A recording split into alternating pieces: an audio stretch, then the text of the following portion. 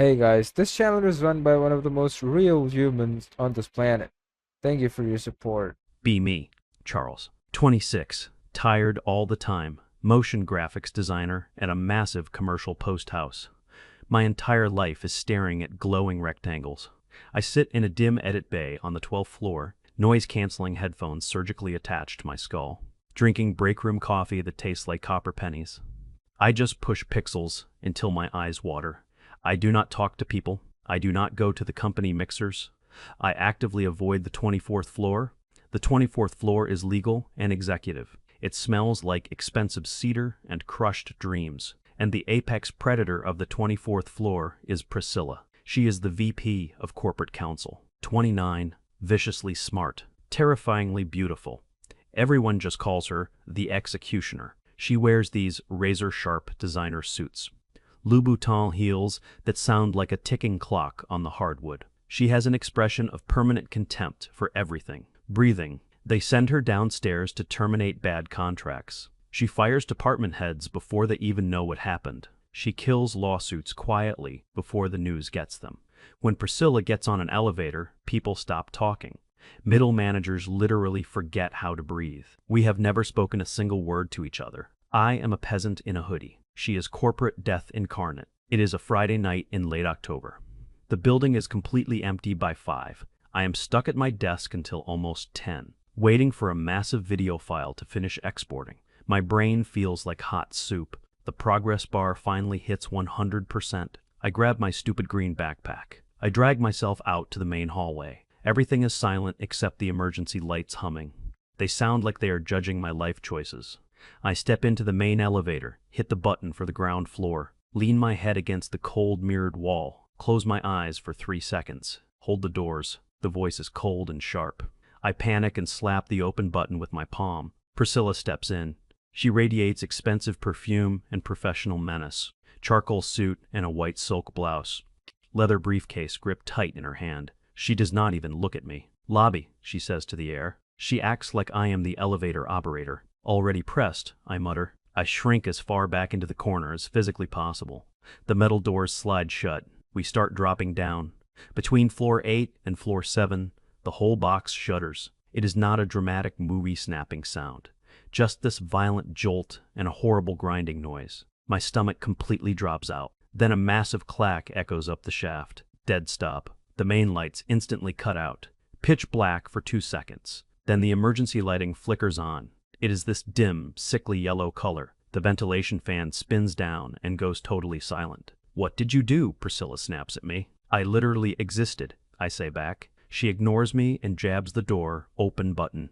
Nothing happens. She hits the emergency call button. It rings 3 times and goes to an automated voice. Due to scheduled maintenance, response times may be delayed. Priscilla pulls out her phone. She stares at the screen. "No service," she whispers. I check my phone.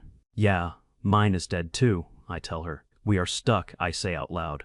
"Probably until the overnight guy gets called from his house." Priscilla goes very still. She drops her hand to her side. "I cannot be in here," she says. Her voice is suddenly really tight. "I have a deposition prep first thing in the morning, and I need air." I point up at the ceiling. I said, "I need air, Charles," she snaps. Wait, she actually knows my name. Her breathing starts speeding up. I can see her hands shaking against her briefcase. She backs up until her shoulders hit the mirror. The executioner is having a massive panic attack. She is totally losing it. I drop my green backpack on the floor. "Hey," I say quietly, "sit down before you fall down." She tries to shake her head and resist, but her knees literally buckle. I step forward and catch her elbow. I guide her down to the ugly carpeted floor. She pulls her knees up tight. "Breathe with me," I tell her. "In for 4 seconds and hold it." "I do not need breathing exercises," she hisses, but she immediately does exactly what I said. We sit there in the sickly yellow light. I count out loud for her. 10 whole minutes pass like this. Her breathing finally slows down. She leans her head back against the mirror. "If you ever tell anyone about this," she says quietly, "I will end your career by Monday morning." I animate spinning logos, I reply. I have 0 audience to tell. She lets out this long breath. She laughs exactly once. It sounds really bitter. She reaches over and unlatches her leather briefcase. She pulls out a wooden box, opens the box and pulls out a bottle. I was supposed to give this to a major client on Monday. It is Macallan 25. Still got the plastic seal on the cork. She stares at it for exactly 1 second. Then she rips the plastic off. She pops the cork with her thumb. She takes a huge pull right from the bottle. She winces really hard. She wipes her mouth with the back of her hand. She slides the heavy glass bottle across the carpet toward me. "Drink," she says, "or I will fire you retroactively." I pick up the bottle. I take a drink. It tastes like unbelievable wealth and terrible life choices. It burns all the way down to my shoes. Hours start to pass. We are just sitting on the floor of a broken box. The building is getting colder by the minute. We pass the bottle back and forth. We are rationing it responsibly. We are keeping corporate liability somewhat intact. She starts complaining. She is talking really fast now. She complains about the CEO and his stupid hair. She complains about sitting in endless boardrooms. She complains about being young and female in this company.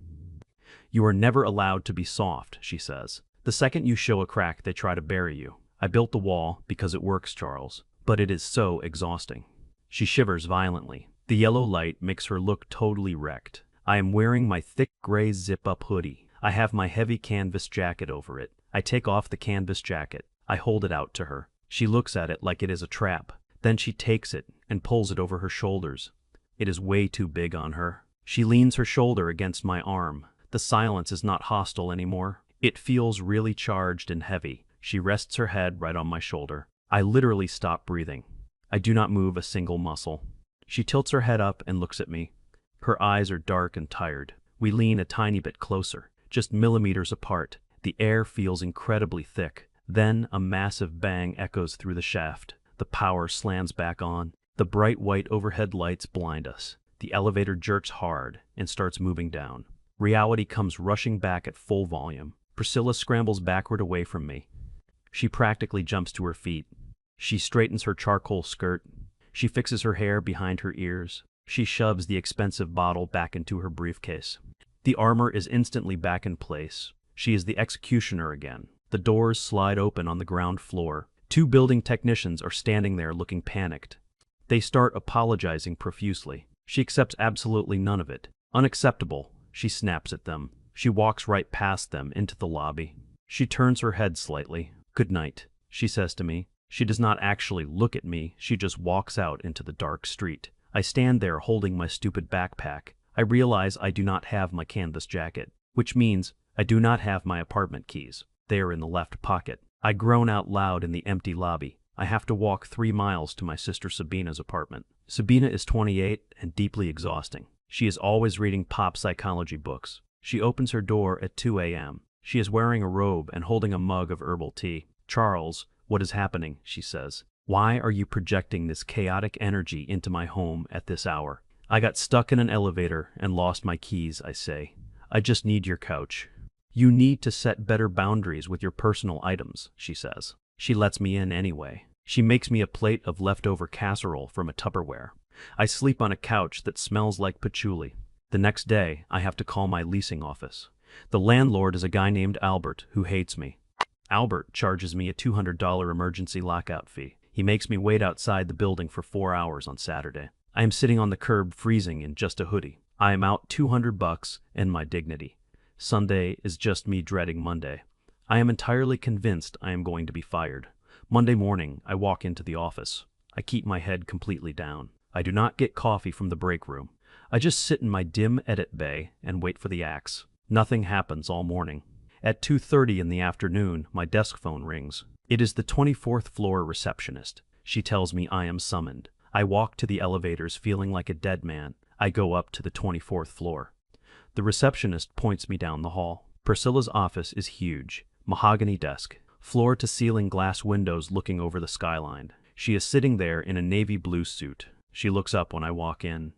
Her face is completely blank. She slides a manila folder across a polished wood desk. "Review these notes," she says loud enough for her assistant to hear. I pick up the folder. I open it. There are no legal documents inside. There is just a single yellow sticky note, and my canvas jacket folded neatly in the bottom of a paper bag next to the desk. I look at the sticky note. It has a phone number written in black ink. Underneath it says, "I owe you a bottle of scotch. Friday, 8 p.m. V." I look up at her. Her mouth twitches at the corner. Just barely. Dismissed, she says coldly. I grab the paper bag and walk out.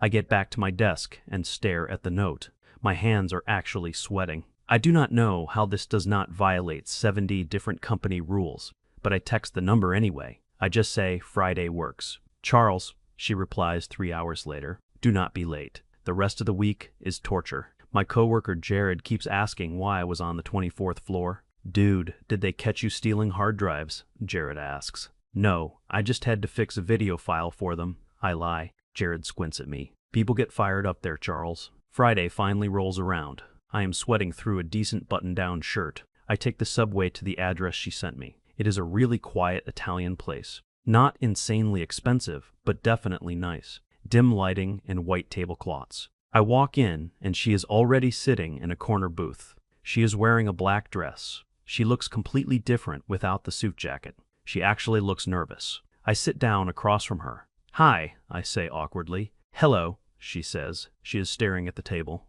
So, I say, we did not get fired. She rolls her eyes. I am the one who fires people. Charles. The waiter comes over and we order drinks. It is incredibly awkward for the first 20 minutes. We do not know how to talk without being trapped in a box. She keeps picking up her fork and putting it down. I keep clearing my throat. Look, she finally says, I am really bad at this. At what? I ask. At not being in charge, she says. She takes a sip of her wine. My entire life is about controlling the room, and right now I feel like I have absolutely no idea what I am doing. I smile a little bit. If it makes you feel better, I never know what I am doing. She actually laughs. A real laugh this time, not the bitter one from the elevator. We start eating, and things finally loosen up. We talk about how awful the office coffee is. She tells me she actually hates the sound of her own heels. I tell her about my terrible landlord, Albert. We are having a really good time. I am completely caught off guard by how funny she is. She has this super dark, dry sense of humor. Then the front door of the restaurant opens. I look over and my stomach completely drops. It is my sister Sabina. She is walking in with 3 of her friends. Sabina is wearing a massive knitted poncho. She is looking around the room. She spots me instantly. She marches right over to our table. Charles, Sabina says loudly. Priscilla looks up in total confusion. Hi, Sabina, I say, wanting to melt into the floor. You did not answer my texts about Sunday dinner, Sabina says. I am trying to respect your journey, but you are totally avoiding family obligations. She looks at Priscilla. Sabina narrows her eyes. Who is this? This is Priscilla, I say. She is a co-worker. Priscilla extends her hand. Nice to meet you.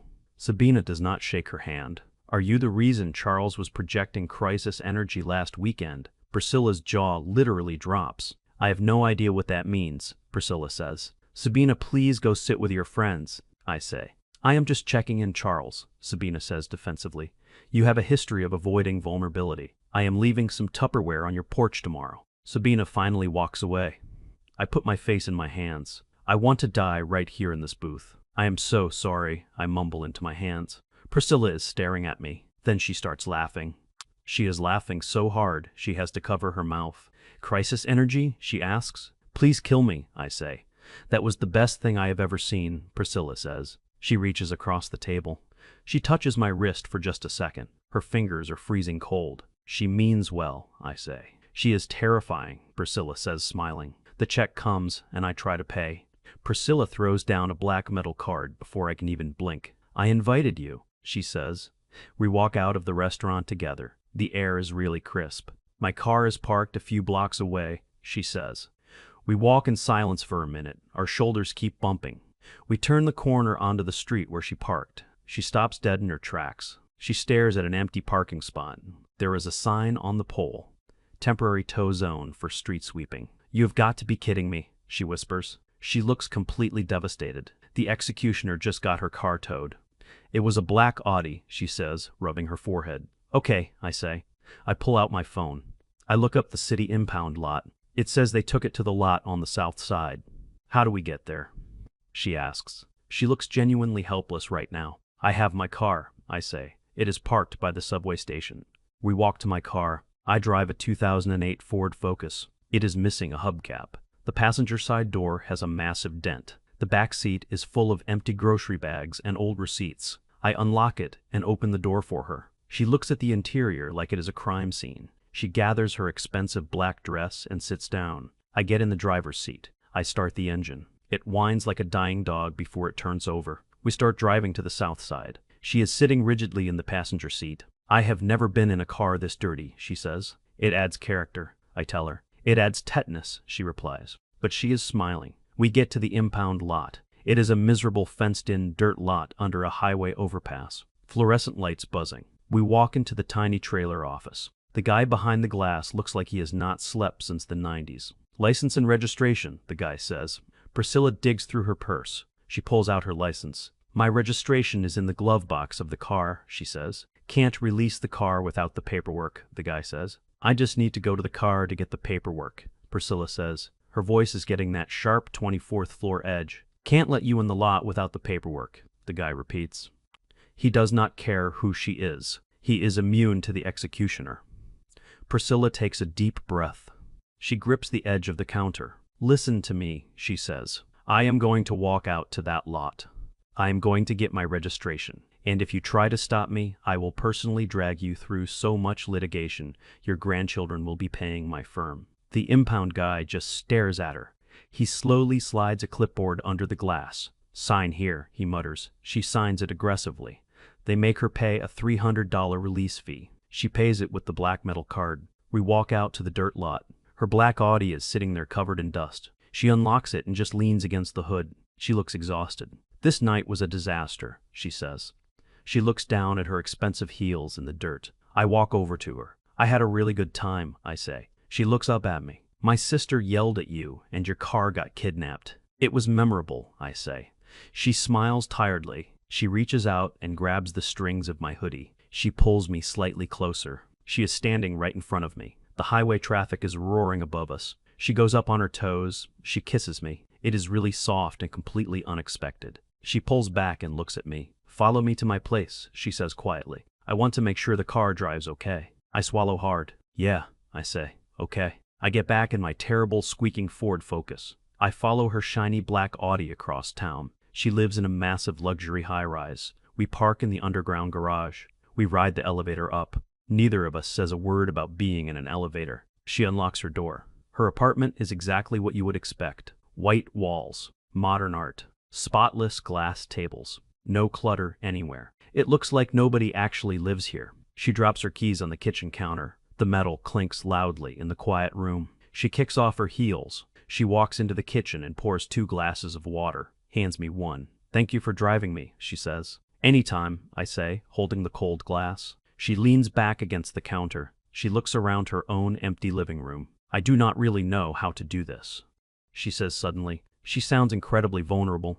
Do what? I ask. Let people in, she says. She looks down at the marble counter. Everyone at work thinks I am this machine, and I have to be.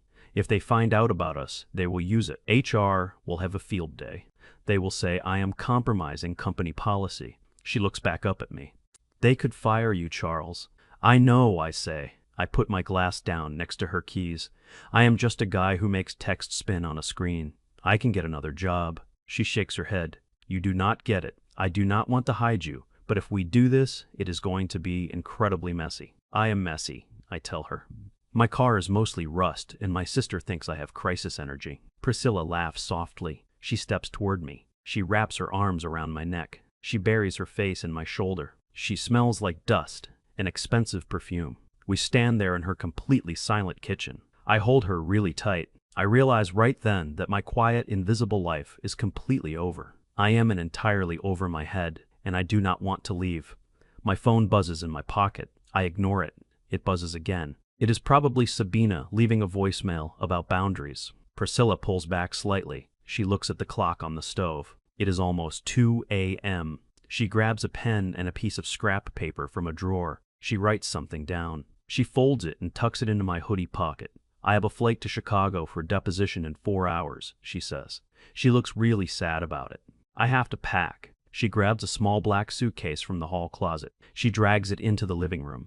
Call me on Sunday, she says. She points at my pocket. Do not lose that piece of paper. I nod slowly. I walk toward the front door. I look back at her. She is standing in the middle of her huge, empty apartment, suitcase on the floor. keys shining on the counter. I open the heavy wooden door. I step out into the hallway. The latch clicks shut behind me. I reach into my pocket and pull out the folded paper. It just says, "Don't disappear on me." My phone buzzes again, voicemail tone chiming in the quiet hallway. I press the elevator button to leave.